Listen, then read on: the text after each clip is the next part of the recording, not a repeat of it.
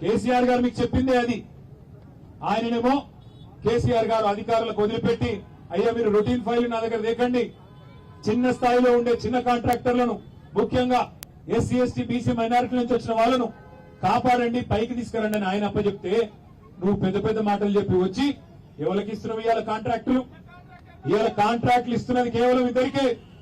ఈ రాష్ట్రంలో కాంట్రాక్టులు వస్తున్నాయంటే రేవంత్ రెడ్డి బామ్మర్దికి, పొంగులేటి శ్రీనివాసరెడ్డి కొడుకుకు తప్ప ఇంకొక వేరే మనిషికి వచ్చిందా? వేరే ఒక్క ఎస్సీ ఎస్టీ బీసీ సోదరుడికి ఎక్కడన్నా వచ్చిందా? ఒక్కసారి మీరు ఆలోచన చేయాలని నేను కోరుతా ఉన్నా. మరి వాళ్ళకే ఎందుకు వస్తున్నాయి? వాళ్ళకు మాత్రమే కాదు, బీజేపీ వాళ్ళకు కూడా వస్తున్నాయి సుమా. బీజేపీ ఎంపీలకు కూడా వస్తున్నాయి మన తెలంగాణలో కాంట్రాక్టులు. కేసీఆర్ గారు ఉన్నన్ని రోజులు ఒక్క బీజేపీ ఎంపీ కాంట్రాక్ట్ రాలే. కానీ ఇలా రేవంత్ రెడ్డి గారు వచ్చినాక యంగ్ ఇండియా స్కూల్స్ అని పెడితే ఒక్క ఎస్సీ ఎస్టీ బీసీ మైనారిటీకి రాలే కాంట్రాక్ట్. కానీ బీజేపీ ఎంపీ విశ్వేశ్వర రెడ్డి గారి కంపెనీకి మాత్రం బ్రహ్మాండంగా వచ్చినాయి. అట్లాగే రేవంత్ రెడ్డి గారు రోడ్ల టెండర్లు పిలిస్తే ఒక్క ఎస్సీ ఎస్టీ బీసీ మైనారిటీ సోదరుడికి రాదు. కానీ బీజేపీ ఎంపీ సీఎం రమేష్ గారికి మాత్రం 1300 కోట్ల కాంట్రాక్ట్ వస్తుంది. అట్లాగే రేవంత్ రెడ్డి గారు ఇవాళ సాగునీటి ప్రాజెక్టుల కోసం టెండర్లు ఆయన సొంత నియోజకవర్గం కొడంగల్లో పిలిస్తే కొడంగల్ నారాయణపేట ఎత్తిపోతల పథకం అని 4000 కోట్ల కాంట్రాక్టు టెండర్ పిలిస్తే 4 రూపాయలు కూడా ఎస్సీ ఎస్టీ బీసీ మైనారిటీ కాంట్రాక్టర్లకు ఇయ్యడు. డిక్లరేషన్ లో చెప్పింది ఒకటి, ఇచ్చింది మాత్రం ఎస్సీ ఎస్టీ బీసీ మైనారిటీలకు ప్రతినిధి అయిన పొంగులేటి శ్రీనివాసరెడ్డి గారి కుమారుడికి మాత్రమే కాంట్రాక్టులు వస్తాయి, మనకు మాత్రం రావు. అన్న వస్త్రం కోసం పోతే ఉన్న వస్త్రం పోయినట్టు కొత్తవి రాకపోగా ఉన్న కాంట్రాక్టర్లే ఇవాళ మాయమైపోయే పరిస్థితి వచ్చింది. జీవో నంబర్ 17 తీసుకొచ్చిండు. ఏంటిది జీవో నంబర్ 17? ఏంటిది అంటే ఇదివరకు స్కూళ్లలో గురుకుల పాఠశాలల్లో ఎక్కడికక్కడ ఇచ్చుకునే చిన్న చిన్న కాంట్రాక్టులు, కూరగాయలు, చికెన్, పాలు, బ్రెడ్, ఇటువంటివన్నీ రాష్ట్ర స్థాయిలో నిర్ణయం జరగాలంట. ఆసిఫాబాద్ కావచ్చు, అలంపూర్ కావచ్చు, కాంట్రాక్టర్ రేవంత్ రెడ్డికి నచ్చినోడే కావన్నట, కమిషన్ ఇచ్చేటోడే కావన్నట, చిన్న వాళ్ళ ఎవరు వద్దట. మరి నేను అడుగుతున్నా రేవంత్ రెడ్డి గారిని, ఏమైంది నువ్వు ఇచ్చిన హామీ?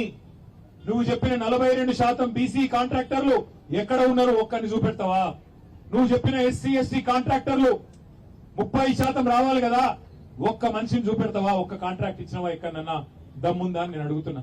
మాటలు లేకి మాటలు మాట్లాడు ఈజీ, గట్టిగా అడిగినావు అనుకో ఏమైనా 30% ఎస్సీ ఎస్టీలకు ఇస్తాను ఏది అంటే ఏమంటాడు? ఈ లాగుల తొండలు ఇడిచిపెడతాను. ఏమైనా 42% బీసీలకు ఇస్తా అంటే కాంట్రాక్ట్లు ఏంది అంటే నీ గుడ్లు వీకి గోటీలాడతా, నీ పేగులు తీసి మెడలేసుకుంటా. ఈ బైరాగి మాటలు మాట్లాడు, బఫున్ మాటలు మాట్లాడు, ఎవడన్నా మాట్లాడతారు. రోడ్ల మీద పోయేటోడు చదువురాని అవరాగాళ్ళు మస్తుగా మాట్లాడతారు. కానీ నువ్వు ముఖ్యమంత్రివి. ముఖ్యమంత్రి అంటే అప్పుడప్పుడన్నా నోట్లకెళ్లి ప్రజలకు పనికొచ్చే మాటలు మాట్లాడాలి. ఒక్కటి ఇప్పటివరకు ఒక్క మాట మాట్లాడిండా ఈ 2.5 ఏళ్లలో? ఏం చేసినవా 2.5 ఏళ్ళు అంటే? వెనకటికి ఎవడో ముఖం బాగా లేకపోతే అద్దంబాల కొట్టిండట, ముఖం బాగాలేక అద్దంబాల కొట్టిండట. ఏంద్రాబాయ్ ఏం చేసినావంటే కేసీఆర్ అప్పులపాలు చేసిపోయిండు, నాకు శాతం అయితలేదు, నాతో అయితలేదు. ఏం అప్పులపాలు చేసిండు కేసీఆర్? నేను చెప్తా. కేసీఆర్ అప్పులు చేసిండు అంటే 1000 గురుకుల పాఠశాలలు పెట్టిండు. కేసీఆర్ అప్పు చేసిండంటే మరి 45 లక్షల ఎకరాలకు నీళ్లు ఇచ్చే కాళేశ్వరం లాంటి ప్రాజెక్టు కట్టిండు. కేసీఆర్ అప్పు చేసిండంటే జిల్లాకు ఒక మెడికల్ కాలేజ్ పెట్టి ఇలా ఎస్సీ ఎస్టీ బీసీ మైనారిటీ పిల్లలకు చదువు చెప్పించిండు. కేసీఆర్ అప్పు చేసిండంటే జిల్లాకు ఒక నర్సింగ్ కాలేజ్ పెట్టిండు, బ్రహ్మాండంగా మన పిల్లలు నర్సింగ్ చదువుకునే అవకాశం ఇచ్చిండు. కేసీఆర్ అప్పు చేసిండు అంటే 24 గంటల కరెంట్ ఇచ్చిండు. కేసీఆర్ అప్పు చేసిండంటే 200 పెన్షన్ 2000 చేసిండు. కేసీఆర్ అప్పు చేసిండంటే 15 లక్షల మంది ఆడబిడ్డలకు కేసీఆర్ కిట్లు ఇచ్చిండు.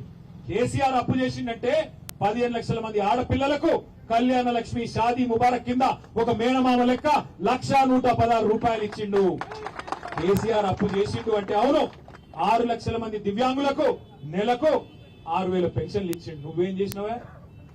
కేసీఆర్ అప్పు చేస్తే హైదరాబాద్ లో 1,00,000 డబుల్ బెడ్రూమ్ ఇల్లు కట్టిండు. నువ్వేం చేసినావు? 4 లక్షల కోట్ల అప్పు చేసి చెప్పును, ఒక పని చెప్పు.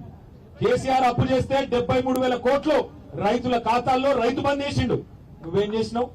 రైతు బంద్ అయ్యవు, యూరియా బస్తా ఇయ్యవు, కళ్యాణ లక్ష్మి టైంకు రాదు, కేసీఆర్ కిట్ ఎత్తేసిండు, రంజాన్ తోఫా బంధు, బతుకమ్మ చీర బంధు, కొత్తవి రాకపోగా ఉన్నాయే పోయినాయి కదా.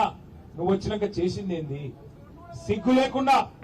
సిగ్గు లేకుండా తెల్లారి లేస్తే బూతులు మాట్లాడటం, తెల్లారి లేస్తే డైలాగులు కొట్టడం, పనికి మాలిన పనులు చేయడం తప్ప ఒక్క మంచి పని ఈ మధ్య ఇంకా కొత్త రాగం అందుకున్నాడు. 1 కోటి మంది మహిళల్ని కోటీశ్వర్లు చేసేదాకా ఇచ్చిపెట్టాడట. మీ మెడల పుస్తల తాడెత్తుకపోతే వాడే మంచోడు. 1 కోటి మంది మహిళలు కోటీశ్వర్లు చేసుడు ఆ తర్వాత ముచ్చట. నేను అడిగిన అసెంబ్లీలో నిజంగా నాకు అనుమానం వచ్చింది, వీడేమన్నా దోసుకున్న సంపద పంచిపెడతారైంది రాబిన్ హుడ్ లెక్క అని. నేను అడిగిన, అయ్యా ఒకటి చెప్పు, ఆ 1 కోటి మంది కోటీశ్వర్లు అంటే ఆ కోటికి ఎన్ని సూటాలు ఉంటాయో చెప్పురా భయ్ అన్న.